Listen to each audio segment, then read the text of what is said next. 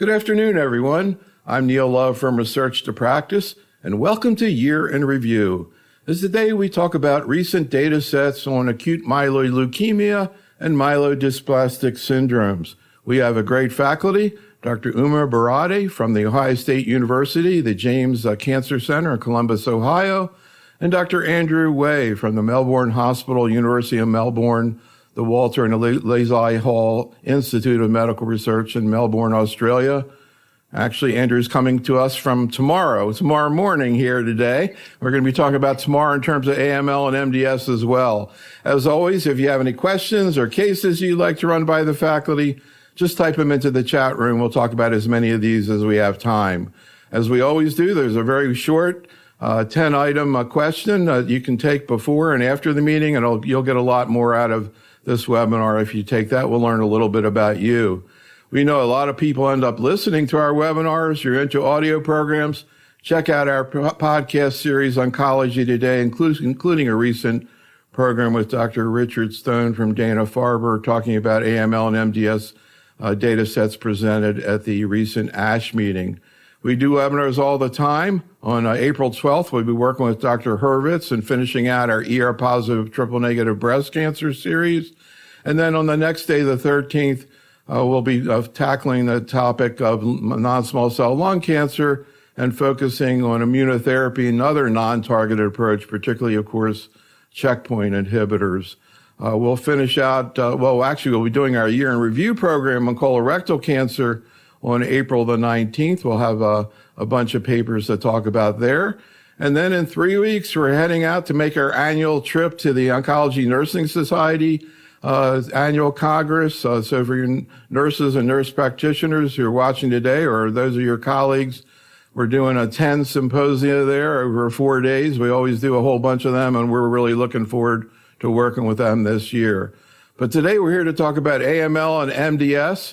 And as we do in general on our Year in Review series, I meet with the faculty separately. And so we had 2 sessions, one with Andrew and the other with Uma, where we recorded in-depth presentation covering a lot of papers and presentation from the past year. We're not going to go through all that today. Today we're going to try to take it to the next level in terms of where all this stuff might be heading. But here are the papers that Andrew covered in AML. You can see there's a whole bunch of them covering a lot of new developing issues in AML. We're just going to do a little bit of a tasting menu and hopefully get you interested enough to go ahead and check out his presentation. And then for MDS, again, a whole bunch of papers covering a number of issues. We're going to just, again, sort of take a view, a 10,000 a 10,000 foot view of all these papers, particularly from the point of view of the general medical oncologist. So first we'll start out with the AML papers, then we'll take a breath and just sort of reflect back on the whole concept of AML and the general medical oncologist, our primary target audience, and what some of these papers mean. We'll be doing the same thing with Uma on MDS as well. So here are the topics, or some of the topics that Andrew covered in his talk, and we're just going to sort of cruise through them and get his global take on them.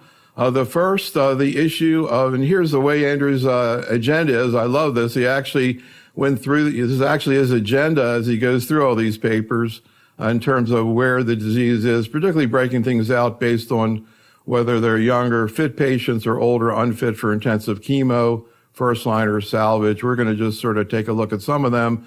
And of course, Andrew, for the last few years, one of the biggest stories in medicine and oncology in general has been HMA venetoclax. You certainly have been in the middle of it. You previewed or talked about a number of papers focusing not only on the older patient with HMA venetoclax, but also now we're starting to see papers, including your work, combining venetoclax with intensive chemotherapy.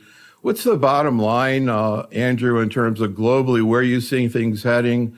First of all, for the patient who's not a high-dose chemo candidate, and second, these intriguing trials trying to bring venetoclax up front for the younger patients. Thanks, Neil. For the older patients with AML who still make up the vast majority of our diagnosed patients, venetoclax really has changed the landscape. We had 50 years of chemotherapy trials with just zero progress in this group. And now we have a drug which in combination with AZA gives us response rates of over 60%. And these two studies now explore what is the potential curability of these agents in this group of patients. With the first analysis, particularly of VIALE-A, we had a plateau of around 40%. It made us wonder, how many of these people are going to be cured? Now with follow-up exceeding 3 years, we can see that the long-term survival is looking at around 15%. So I think the message is that the majority of patients will progress at some stage. However, there have been some molecular studies now breaking these patients into 3 defined groups, one with higher benefit, a group that doesn't have a lot of benefit, and a group in between. And I think it's the group with the higher benefit, that is those who don't have a FLT3 mutation, don't have a RAS mutation, and don't have a P53 mutation, where the 2-year survival is exceeding 50%. So those are the patients we really have to look after properly, avoid toxicity, and make sure they get the most benefit out of this regimen. I think that also applies to the low-dose ROC Venn study, where NPM1 mutant patients, again, 2-year survival exceeding 50%. So these are the group that have the most benefit, we realize now, from these therapies. So, one of the things, you did the VIALE-C study looking at low-dose ROC. I'm curious, Andrew, do you actually use that regimen outside a trial setting in your practice? In the United States, that's not a common regimen to utilize. Yeah, I started using both of those regimens right when the initial trials were both done. And so I had the fortunate opportunity to experience both first up. The low-dose ROC Venn regimen is really well tolerated. There's a lower rate of febrile neutropenic complications. But the activity in adverse risk AML, I think, is inferior to the AZA-Ven, and that's why the AZA-Ven has become more popular in its use. However, the low-dose ROC Ven regimen, I still think, has a very useful role in the NPM1 mutant patients, because even compared to Ven-Aza across studies, the response rate seems to be a little bit higher, deliverability is good, and the molecular clearance rate is 50% of NPM1 by high sensitivity MRD with low-DAC Ven, which is similar, if not a little bit better than Aza-Ven. So before I ask you about the issue of venetoclax in the younger patients, just to come back to you, Uma, asked what I call the DiNardo question, because I ask Courtney this every time we work with her, which is any sort of advice to the general medical oncologist using HMA venetoclax about when to do a bone marrow and when to hold the venetoclax? I think that's a great question. And I think we have learned now over the years that you really want to look early and you want to be cautious with the venetoclax. And so I almost treat HMA Ven in cycle 1 as a true induction regimen. We do a bone marrow biopsy, as they did on the VIALE-A study, after that first cycle to see how the patient has responded. And then we wait for count recovery and adjust the dose of venetoclax in that second cycle so as to avoid prolonged cytopenias and keep the patient at a consistent dose and schedule. So, yeah, that's kind of the message we've been getting the last year or so. Andrew, what about this exciting work that you've been involved with looking at venetoclax in the younger patients? Yeah, so after the success of the low-intensity studies, we performed the first combo study with intensive therapy in patients over the age of 65. It was with a 5 and 2 intensive regimen, and Courtney has followed that up along with many other groups with more intensive regimens in younger people. We found that surprisingly, intensive chemo plus Ven was well tolerated, and particularly in our elderly study, count recovery was actually surprisingly similar to intensive chemo without venetoclax. What we do know, however, is that these regimens, regardless of whether young or old, that the ability to deliver recurrent cycles of intensive therapy with Ven is problematic and cumulatively associated with severe myelosuppression. So I think my main message is to consider these regimens in patients where you have a transplant lined up and ready to go, because occasional patients will have almost irrecoverable bone marrow suppression that without a transplant could be quite dangerous. So do not think of this as a scenario where you can use 4 or 5 cycles of induction and consolidation. This is a big hit treatment with a goal to getting a patient into remission and into transplant. So we're going to go on to the next topic. Uma, any thoughts or questions about that? No, I completely agree. And I completely agree with Andrew's note of caution. If you are going to do this, make sure you have that transplant donor lined up. So, Andrew, another thing that you commented on was some data presented at the last EHA meeting on, maybe I'm the last person to hear this sort of nickname, but I like the DEC-C. I mean, that's, I can never pronounce acetylzurezine and DEC-C. I love it. But anyhow, can you just talk a little bit about this study, which we learned a lot from, and your thoughts about its relevance to AML? Yes, this was a really nice study which really delivered an oral hypomethylating agent very rapidly into clinic by doing this very nifty pharmacokinetic study where they compared the oral agent versus conventional intravenous decitabine for the first cycle. Then they crossed over and gave the other one for the second cycle, and then everyone got the oral decitabine cytisuridine therapy, which is a combo, 1 tablet, which really combines the decitabine with this cytisuridine, which reduces its metabolism and enhances its activity. So really, we now have the option of using an oral agent, which obviously brings enormous convenience to patients not having to come in and have an IV infusion. My colleagues, however, tell me, who've used this a lot more than I have in the US, that perhaps the 5 days of the oral decitabine cytisuridine is quite myelosuppressive, and some of my colleagues are even drawing it back to a 3-day treatment per cycle. So yeah, I'd be keen to hear Uma's experience with this regimen. Yeah, I'm curious about that also as well, Uma. And also, it kind of seemed like, when the pandemic came, we were all like crazy. How do we keep these people out of clinic? And then when things started to calm down, and it seemed like people were thinking, I'm like, well, they still don't want to come in, even though, maybe COVID is not so much of a risk.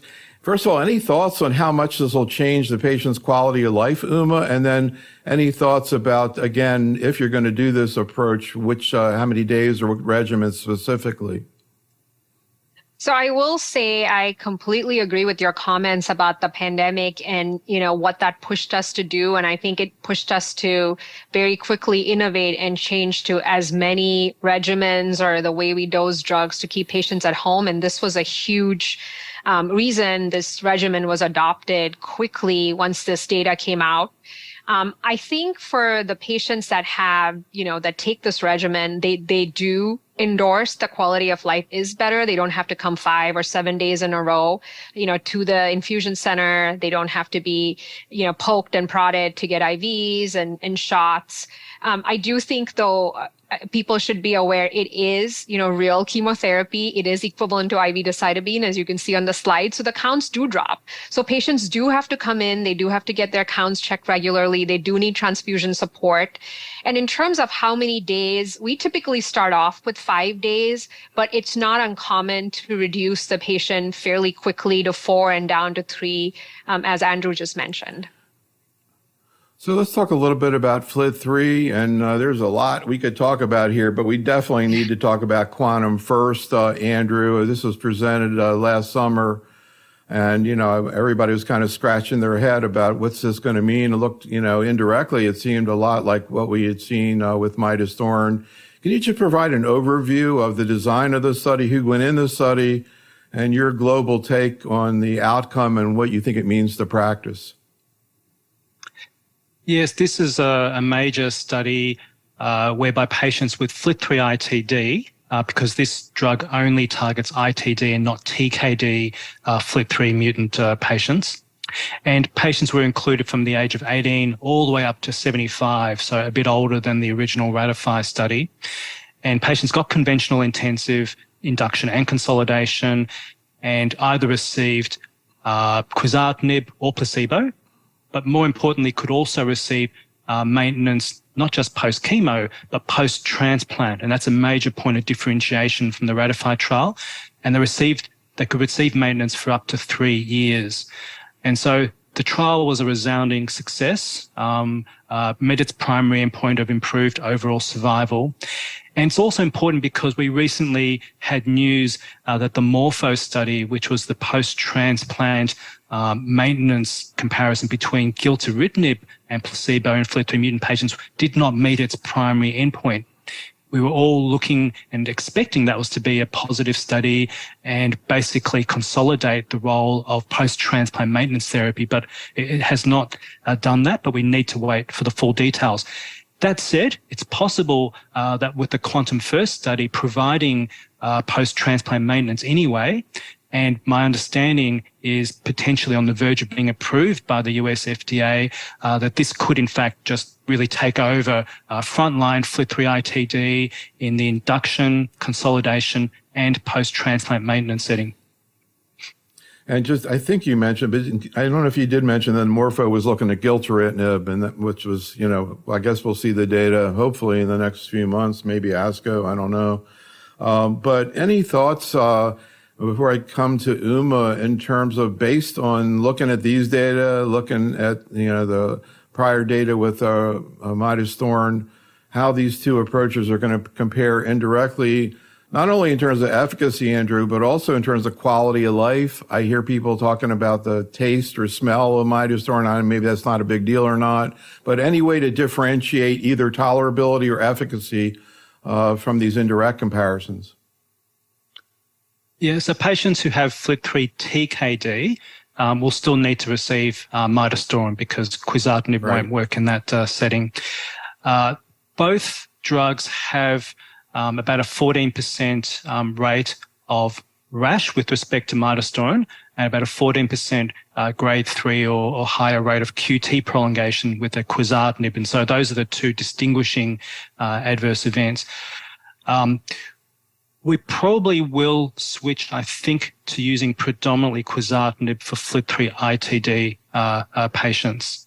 What we haven't seen from the publication from Quantum First is whether older patients will also derive as much of a benefit as the younger patients. And I think there's always going to be a question mark of whether there are diminishing returns in older people. So I think otherwise, you're right.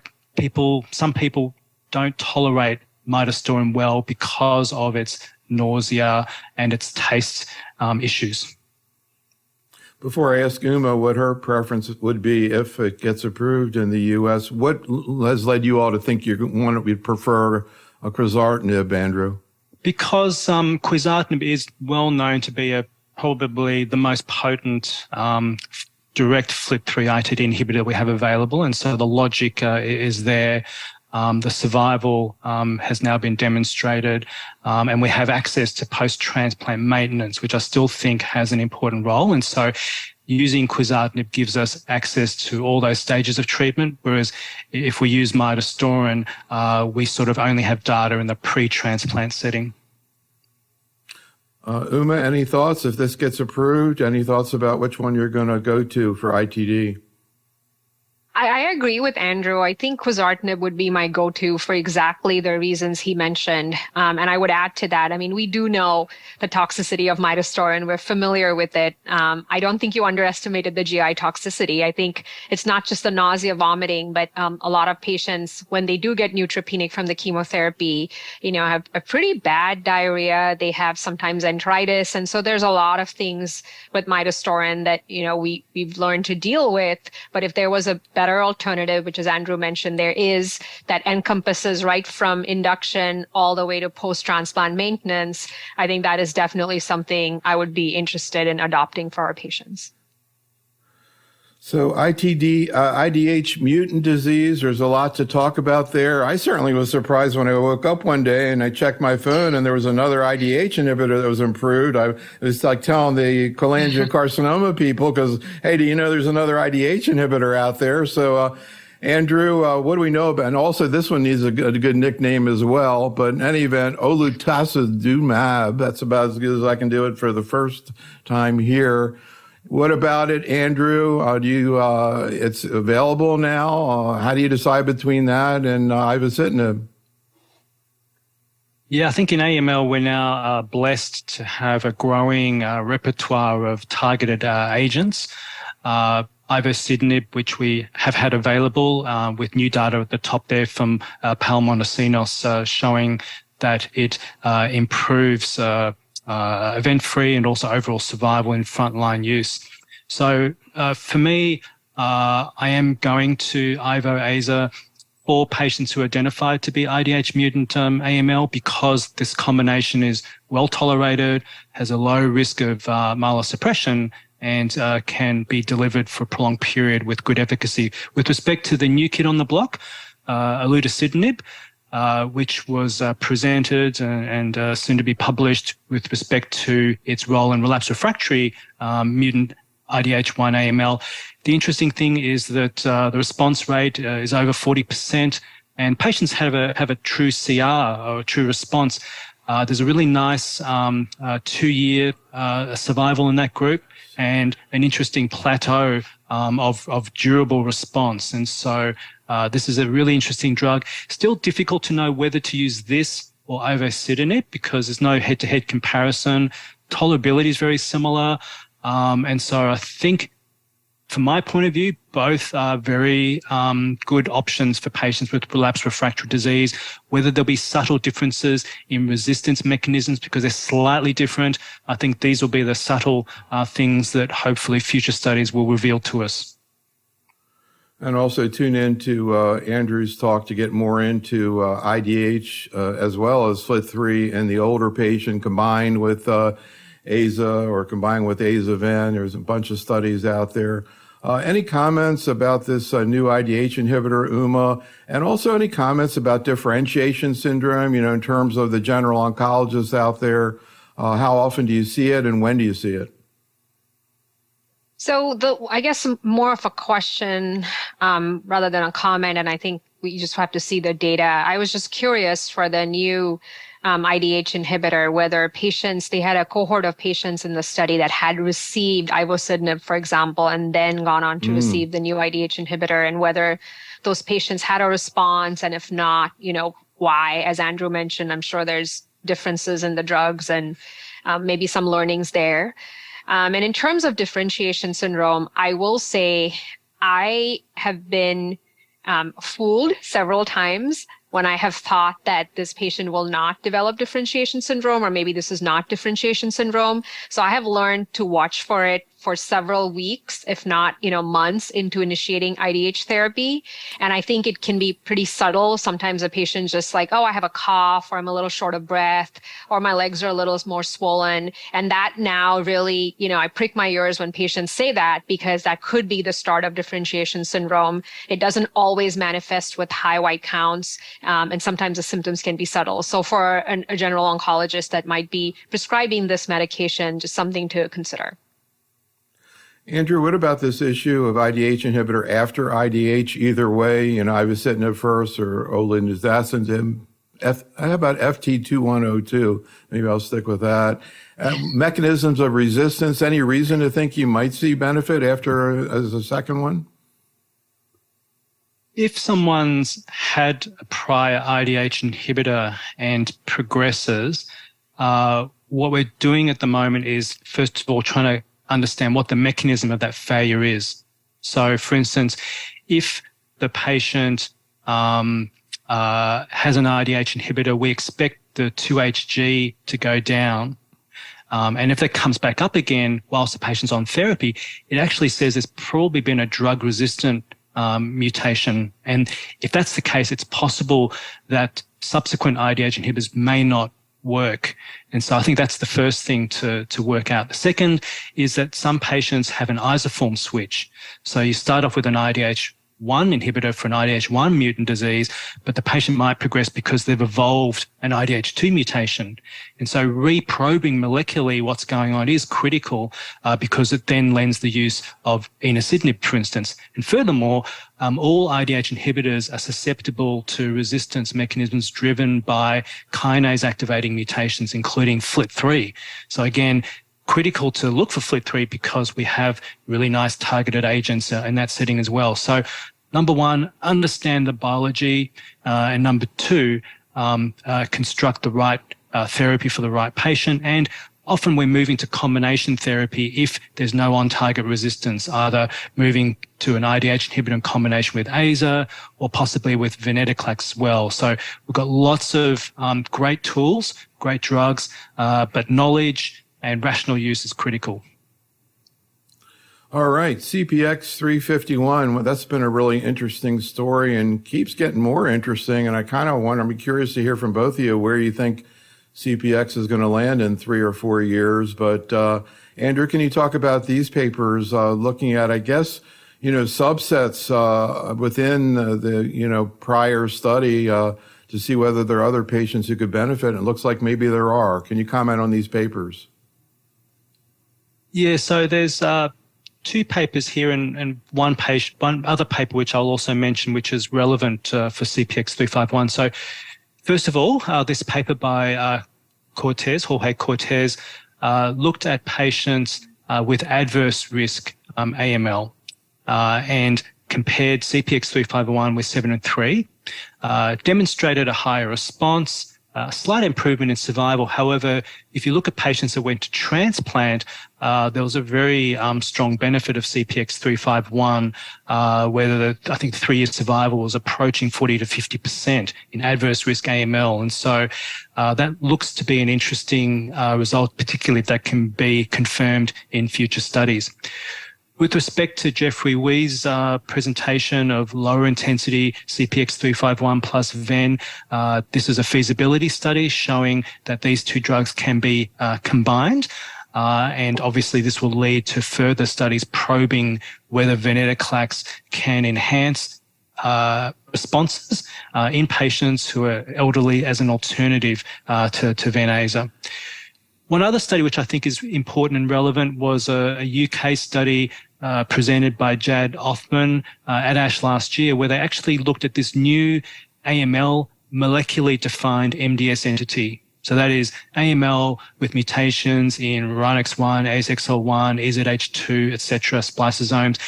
And they did an analysis on patients with adverse risk AML where CPX 351 was randomized to flag-idarubicin, and there was a very substantial benefit for CPX 351 in that group.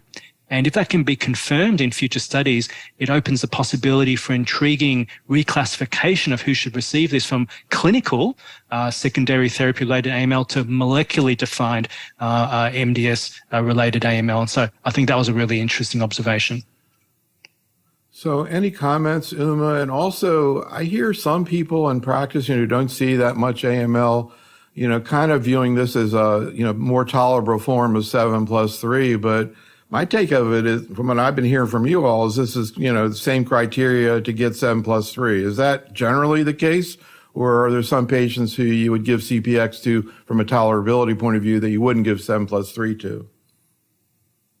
I think, you have to be what we traditionally call an induction candidate. I mean, you have to have, enough robustness. Your cardiac function has to be adequate because in general, CPX 351 obviously has, a fixed dose of ARC and an anthracycline.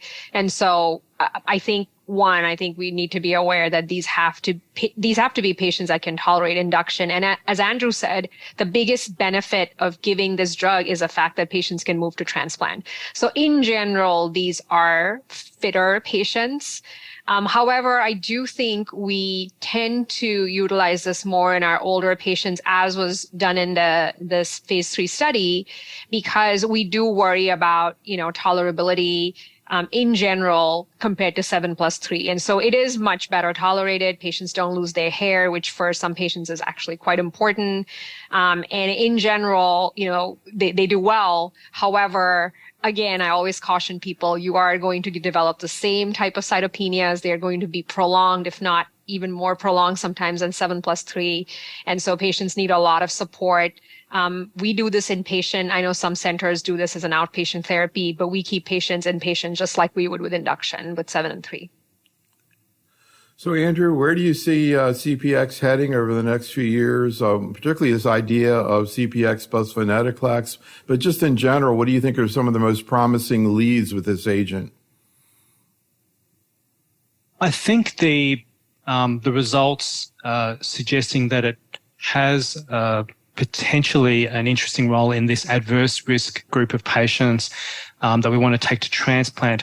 I think we will use that as a framework to try and build better long-term outcomes. I think the most intriguing possibilities would be if the magrolimab studies are positive in P53 mutant AML, whether some interesting uses of magrolimab with this CPX-351 either in combo or sequentially or post-transplant, etc. I think having these tools which are showing activity in these poor risk patients which don't have a huge benefit from intensive chemotherapy alone, I think using new agents is really the way of the future.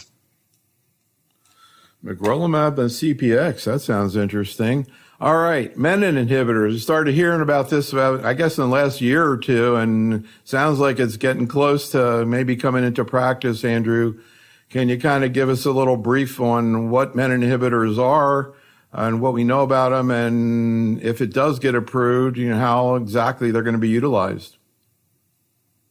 Yeah, look, this is an absolutely fascinating area of hematology, where bench research, spearheaded by Scott Armstrong's lab, has really led to the development of a whole raft of targeted inhibitors against menin. So we know that these menin inhibitors are on target because recently we heard at ASH that patients on menin inhibitors can develop on-target mutations which block the activity of the drugs, which is absolute proof that these drugs and this target is relevant for AML. We know that patients receiving menin inhibitors can achieve remissions, a very good rate of remission in people who are completely resistant to prior chemotherapy. And we also know that a lot of these patients that achieve a response also have MRD clearance, which for relapse refractory patients is a really spectacular result. The field is now waiting to see whether some of these single agent drugs in the relapse refractory setting will be approved and open the door to broad usage in the standard of care setting. But the research field is already moving these agents into frontline in combination with Ven/Aza and soon in combination with 7+3, and asking the question, will these drugs transform outcomes for patients with poor risk MLL rearrangements and also patients with NPM1 mutant AML? So there are just 3 different agents that are listed here. I imagine there are probably others. Any basic differences between these various menin inhibitors, or are they sort of me too? There are some subtle differences with these agents. So with respect to ziftomenib, the drug appears to be a little bit more active in NPM1 mutant AML. We don't know if that's just small numbers or if that's a real issue yet. SNDX-5613 has some issues with QT prolongation, which the dose has been found, but with the dose that is used, it is very serviceable, very active, and effective. There are covalent inhibitors, and Janssen also has a drug in development.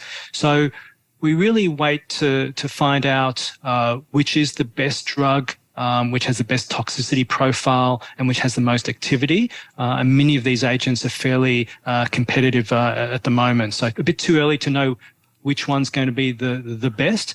They are all in very active phases and all showing promise in different degrees. I can't remember. I shouldn't confess that. But you see differentiation syndrome with these, Andrew? Absolutely. This is one of the key observations which actually was expected from the preclinical research studies, that this is a differentiating agent in terms of its mechanism of action. And so like promyelocytic leukemia, like IDH inhibitors, physicians using this new class of drugs have to be fully aware of the risks of differentiation syndrome, institute early use of steroids, and for patients with a rising white cell count, really to get that down with hydroxyurea or other agents. One fascinating observation, which is just starting to come out, is that these class of agents might have very good activity in patients with extramedullary disease, which I think is really fascinating. For some reason, these drugs seem to concentrate really highly into tissues outside the bone marrow, which opens up the possibility, one, for these agents being used in such patients who often are very challenging, especially post-allograft. And second, these patients with extramedullary disease may also be special candidates for differentiation syndrome. So new drugs, new toxicities, lots of things to learn. So, welcome to Medical Oncology 2023. Uma, any comments on these agents? To me, one of the things that maybe is going to be a little challenging if and when these come into practice is like exactly what genomic abnormalities do you give it for? I guess you just look it up or something, but any thoughts about how this is going to play out in practice, Uma? I agree. I think, as Andrew mentioned, the menin pathway is going to be important in many different molecular subsets, but we know that the NPM1 mutated patients and the MLL rearranged patients seem to have the most sort of menin relevance in terms of pathway and in terms of efficacy of these agents. And that's where the drug development is starting. But I agree. I totally believe that as we understand more about the role of menin in AML, that we're going to have to explore these drugs in different subsets of AML and hopefully be able to use them in more subsets of AML, not just NPM1 and MLL rearranged disease. All right, let's talk a little bit about MDS, and Uma covered this very well. There's some great stuff to really consider. And you started out with an issue that I think is really critical at a global level about MDS, which is the classification, and particularly this new molecular classification that came out last year. Can you comment on that, Uma, and what your thoughts are about sort of what its relevance is going to be? Absolutely. And I think as a, clinical oncologist, when I have an MDS patient sitting in front of me in the office, the first question, they ask is, well, I know I have this. What does that mean? And I always pull up the IPSS classification, and so far it was the IPSS-R, which looked at different variables like counts, blasts, and cytogenetic changes, but we weren't really incorporating molecular mutations, which, as Andrew described in AML, have become pretty much key to defining our therapy. We weren't really utilizing that in prognostication for our MDS patients. So the IPSS-M classification did that very elegantly. They, looked at a cohort of almost 2,500 patients and then another validation cohort and showed us that by incorporating molecular mutations, you can actually delineate very nicely different subsets of your MDS patients, right from the very low risk to the very high risk. And compared to our previous IPSS-R classification, we were actually probably, under staging about 2/3 of patients, which now would be upstaged. And so clinically, it's valuable to show the patient, well, here's your risk of maybe progressing to AML, survival and so on. And obviously then determining which patients should get what therapy. I don't know if either one of you ever used adjuvant online, but I'm starting to think you need something, for breast cancer. I'm starting to think you need some kind of model. Maybe you already have one for AML. And, Andrew, any thoughts about this classification issue with MDS, but also the issue of the borderline between AML and MDS, which in the issue of patients with less than 20% blast, and your vision of how we're going to really approach this? Are we going to approach it as really a continuum in the future? Yeah, as Uma mentioned, I think this IPSS-M information is very useful. So for each patient that I have with MDS, including this patient group with 10 to 20 to 90% blasts, what I do is I do the RIPSS and I also do the IPSS-M. And if the depending on the patient's symptoms, their trajectory, and whether they're a clear allograft candidate or they're sort of intermediate. That's sort of where I find that this IPSM is quite useful. So for this patient where they actually have low levels of blasts and they are IPSS intermediate, and I'm not sure if I should just watch them or how closely I should watch them, should I get the transplant ready enough? This really helps me to stratify those patients a bit better. Yep, this is a high-risk patient. I need to start talking to the patient about transplant. And the most important thing I've really noticed, especially with community physicians, is that I sometimes still see patients with 10 to 90% blasts called MDS and treated palliatively. That is, they're on AZA or they're on Ven-Aza, but I get referred the patient after 7 or 8 cycles because they started progressing. And I'm thinking, hang on, this patient's only 65. This patient should have been transplanted, 4 months ago. And my key message is, if the patient has a high risk of transformation to AML, or in many cases we can already classify them as AML, this patient needs a different mindset from the physician in order to try and look at the possibilities of cure with new agents that can have a high rate of response, get the patient to transplant and off therapy, rather than just continuing on treatment until progression, which then produces a situation where we don't really have great agents to salvage the patient. So treat the patient with intent right from the beginning. Is this patient potentially on a curative pathway or not? So tempting with each one of these topics to just keep going, but we're going to try to get through at least, sort of a little bit of each one of these things. And I thought this is one of the most interesting parts of your talk, Uma, is several papers looking really at the issue of low-risk MDS. And from my point of view, the question of when to treat and what to treat with, and particularly now with the press release coming out with luspatercept versus EPA, whether or not where that's heading, also lenalidomide. So can you kind of summarize? So really the best way is just to go through the talk and all the details, but sort of your global take on this question, Uma. So I think a summary of the papers that are, referenced on your slide is, in general, right now in clinical practice, when you have your low-risk MDS patient, you sort of wait for them to be, anemic, transfusion dependent, symptomatic, and that's when you initiate therapy. Typically with ESAs, if the EPO is less than 500, if they have ring sideroblasts, SF3B1 mutations, you might prefer luspatercept. And then the goal is to not make them anemic and not have them transfusion dependent and improve their quality of life. So the first paper that's referenced on the slide actually explored, can you start ESAs in the anemic patient before they become transfusion dependent, or maybe they're just mildly transfusion dependent? And they showed that in this study that that group of patients, so patients who are mildly transfusion dependent or not transfusion dependent but anemic, responded really well to ESA therapy. They had a response. Their hemoglobin, went up. They remained transfusion dependent for a prolonged period of time. It impacted their outcomes. And more importantly, I think for our low-risk patients, it really impacted their quality of life. And in the third paper, actually, that you reference on the slide, the same study was done with low-dose lenalidomide in your deletion 5q patients, where we know lenalidomide has a great response. It has benefit. You can see cytogenetic responses. And they again did this in deletion 5q patients who were not transfusion dependent. They did 5 milligrams of lenalidomide, for 28 days. And they again showed these patients actually did really well. They had prolonged periods of transfusion independence. And they actually even potentially, had improved quality of life. They didn't really have worse infections, neutropenia. Their cytogenetic responses were good. And so I think the summary to me is, maybe instead of intervening when the patients are symptomatic, anemic, transfusion dependent, as oncologists, we need to think of intervening earlier.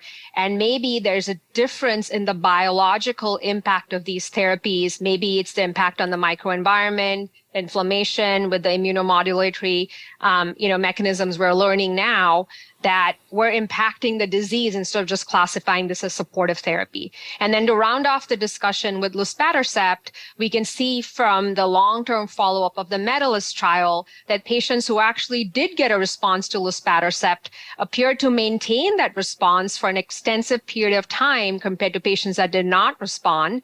And as you referenced, the COMMAND study, which actually did a head-to-head comparison between erythropoietin-stimulating agents versus luspatercept, in patients who are transfusion dependent and ESA naive, luspatercept in the press release appeared to have a benefit in terms of transfusion independence in these patients. It's just a press release. We need a lot more details. But again, I think the story is maybe intervening earlier potentially could impact our patients more favorably.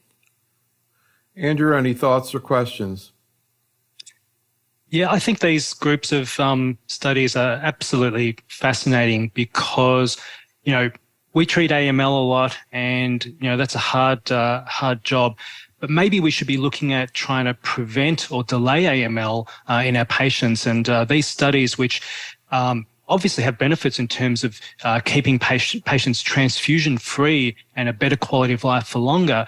But now these subtle hints of they might be delaying AML, maybe changing the natural history. And then the lenalidomide study, I was fascinated that in the lenalidomide group, there was an 80% clearance of cytogenetic abnormalities versus 0 in the placebo group. And, the time to AML was much more prolonged. And so I'm already thinking maybe we should identify these patients, consider these agents, maybe consider these agents in combination. And rather than me just focusing on treating AML, maybe we should be trying to see if we can actually prevent AML in the future altogether, with these new agents being, the start of a whole new set of possibilities of how to modify the microenvironment to make it more difficult for these MDS clones to ultimately transform. So I think this will be a new area. And we've got a whole new field of CHIP, clonal hematopoiesis. Can we even go before the MDS and look at these drugs with similar possibilities, especially when they've got low toxicity? So for me, this really opens up the future of preventative medicine. Fascinating. So, Uma, you also in your talk went through some more data on the DEC for MDS. As you comment on that, can you also respond to Hassan in the chat room who wants to know any rationale for combining luspatercept and EPO? I think that's a great question. I think he's not the only one asking that question. I know that is something that is potentially been looked at and explored. And I think it goes to the fact that the biology and the way they may affect the disease is very different, even though there's obviously overlapping mechanisms and overlapping, effects. And I think those studies are probably forthcoming, if not already ongoing. So what about these two papers on DEC, particularly this issue of TP53? I mean, people are so interested in that. Any comments, Uma? So I am sure we'll reference this in the future slides as well. But as Andrew mentioned, TP53 mutated myeloid malignancies are just very, very hard to treat. They respond to therapy, whether it be aza-ven induction, and then the patients unfortunately relapse really quickly. We try to, do as best as possible with taking patients to transplant with CPX351 and other therapies, but in general, they do poorly. So I thought that this was interesting because the oral DEC study, even though that was not the intent of the study, looked at a subset of TP53 mutated patients with biallelic TP53 mutations and tried to see, how these patients did on the ascertain study. And what they found was there was maybe some hint that oral DEC might actually have some, I wouldn't say great responses, but definitely responses that seemed intriguing in TP53 mutated patients who typically do not really respond well to anything. So I thought that was a, intriguing small subset of patients. And I'm sure, obviously, we need larger randomized studies that we'll be discussing shortly. I think the other study that's referenced here is a question that we already addressed a little bit in the AML section, is what is the right dose of oral DEC in our MDS patients, but particularly our low-risk MDS patients, where they have low blast counts, they're more prolonged to have, more prone to have cytopenias. Do we really need all 5 days? Do we really need the full dose of DEXY we use in AML? And this study, I think, was trying to address that question and is moving forward in a phase 2 study looking at different doses and schedules of oral DEXY to optimize that for our low-risk MDS patients. So I feel like I should put this slide up and say, now for the star of the show, but what about HMA venetoclax? Every oncologist is asking us about that for high-risk MDS. Here are several papers. There's so many others. Uma, can you talk a little bit about where we are with this concept? Absolutely. And, I think Andrew did such a fantastic job of discussing all of these things in AML. And in the MDS world, we really borrow and look to AML to try to, as Andrew said, intervene earlier and maybe prevent the progression to AML. And I think venetoclax with HMA combinations are a great example of how to do that in MDS, but not in the same way as we're doing in AML. And the studies on this slide really reference, how to explore this in the phase 1 setting, where you take different doses and schedule of the HMA, different doses and schedules of venetoclax, and really optimize, as Andrew mentioned, the issue of prolonged cytopenias and the ability to keep delivering subsequent cycles to our MDS patients versus the efficacy where you want to get rid of those excess blasts, especially in the high-risk MDS patients, especially in the patients who are transplant candidates and have a donor lined up. And so these studies are really making those first attempts at finding that dose of that combination that's not toxic but effective. And it's also looking at it in the IV azacitidine setting, but then also in the oral combination setting where you have oral DEXY along with oral venetoclax, so an all oral, really patient-friendly combination in terms of quality of life. The middle study that you see here that was led by Amar Zaidan is really looking at what do you do if patients stop responding to HMAs and progress? Can you use azacitidine and venetoclax in a way to salvage these patients? Relapsed refractory MDS is a very difficult disease to treat. It's very challenging. And I think this paper really shows nicely that using the azacitidine plus 14-day venetoclax combinations, you can actually get some good responses and bridge patients to transplant.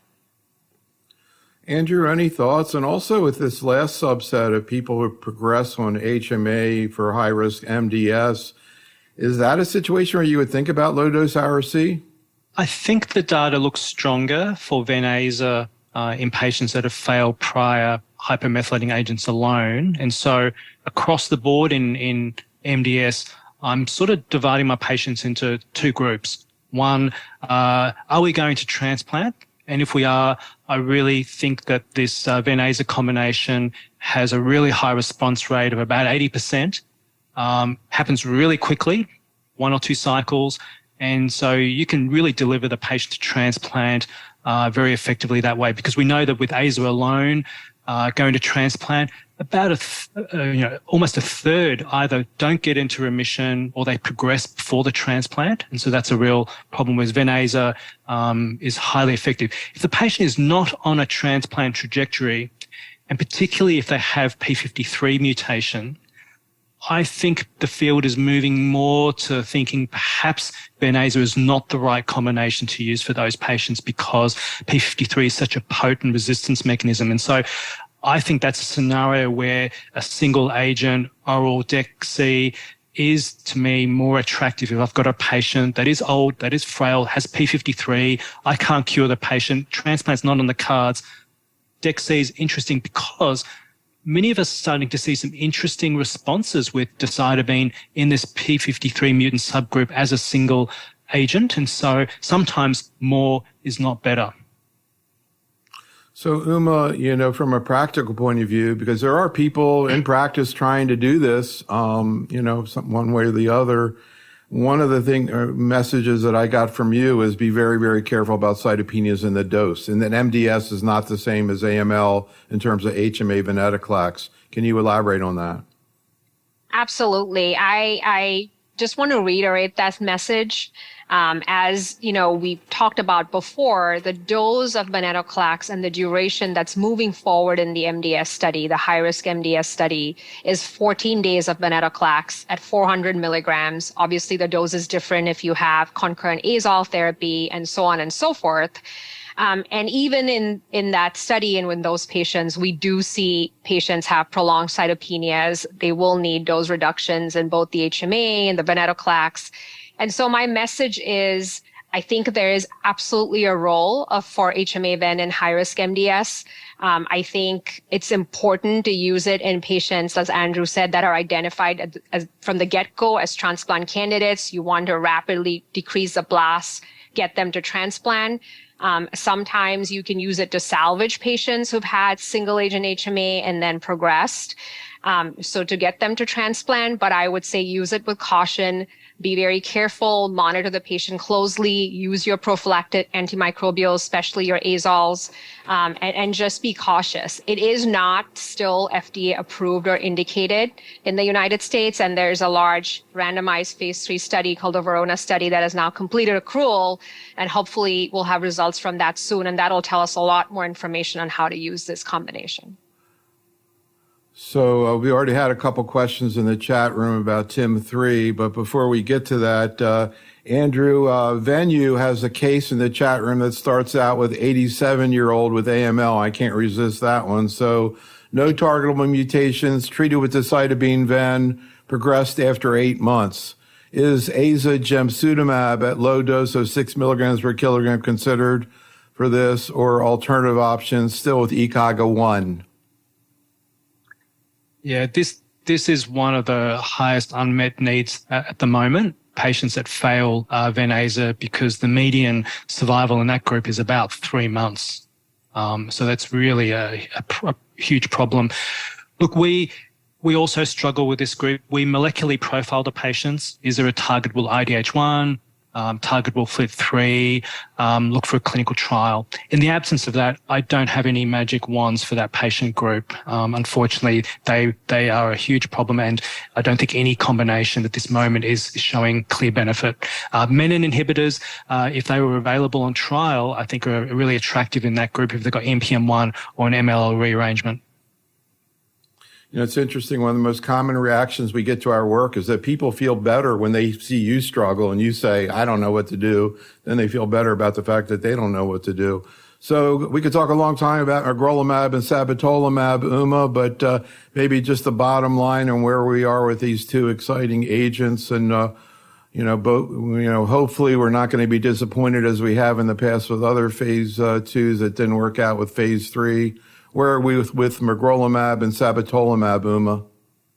So just to remind your audience, magrolimab is an anti-CD47 antibody. And for those of who are wondering about the tumor biology, anti-CD47 is expressed on multiple cancers, and it sort of tells our immune system, especially your macrophages, to not to eat me. So don't eat me signal. So magrolimab, in its anti-CD47 antibody action, really exposes these tumor cells and facilitates or potentiates the action of azacitidine. Right now, we just had the phase 1b results published in JCO. And what we saw in this study was about 97 patients were treated. And in general, with 17 months follow-up, the overall survival hasn't been reached. But I think the more intriguing part with this combination is the CR rate was about 33% for the whole group, but 40% for the TP53 mutated subset of patients in the study, and the overall survival for those patients was about 16.3 months. So I think there's a signal there that maybe an anti-CD47 directed mechanism may be helpful, maybe more effective in TP53 mutated MDS. And I think that's where we're all very interested, as you said, in the ENHANCE study, which is a randomized phase 3 study that is completely accrued. And maybe we'll have results maybe even later this year, but more likely in 2024. The TIM3 antibody called sabatolimab targets TIM3, and TIM3 is expressed on your leukemic stem cells, but it's also expressed on your immune effector cells like your T cells, your dendritic cells, and so on. So the hypothesis is it has sort of this kill two birds with one stone action where it targets the leukemic stem cells, but then it also stimulates the immune system to then recognize these cells and helps to potentiate the effect of the HMA that it's combined with. And right now, Andrew and myself are senior authors, and Andrew Bruner really led the study, the phase 1b study, combining this with HMAs. And this hopefully will be published soon, but has been presented multiple times, where we show that there's promising efficacy for this combination. We also had the Stimulus 1, which was a randomized phase 2 study presented by Amar Zaidan at ASH 2022, which unfortunately did not reach its primary endpoint at progression-free survival, but did seem to show some benefit for the combination in patients who actually continued to get HMA on schedule. And we are awaiting results of Stimulus 2, which is a large randomized phase 3 study looking at sabatolimab in this high-risk MDS population. Andrew, any thoughts? Yeah, we need magrolimab or sabatolimab to make it.